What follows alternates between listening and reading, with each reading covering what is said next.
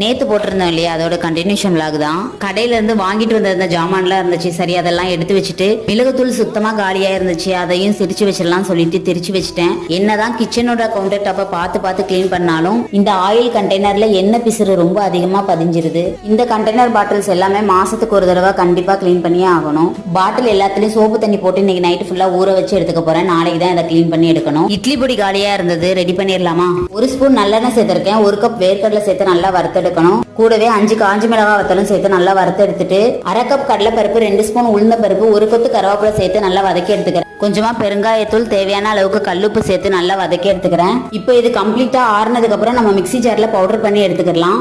இந்த அளவுக்கு இது கொரகொரப்பா அரைச்சு எடுத்துக்கிட்டா டேஸ்டான இட்லி பொடி வந்து ரெடி ஆயிரும். பையனுக்கு முட்டை தோசையை ஊத்தி கொடுத்துட்டு எங்க எல்லாருக்குமே நார்மல் தோசை ஊத்தி எடுத்துக்கிட்டோம். இட்லி பொடியில நல்லெண்ணெய் விட்டு தான் சாப்பிட்டோம். டேஸ்ட் வந்து ரொம்ப நல்லா இருந்தது. நீங்களும் ட்ரை பண்ணி பாருங்க. இந்த மாதிரி ஒரு கிளாஸ் கண்டெய்னர்ல நம்ம ஸ்டோர் பண்ணி வச்சுக்கலாம்.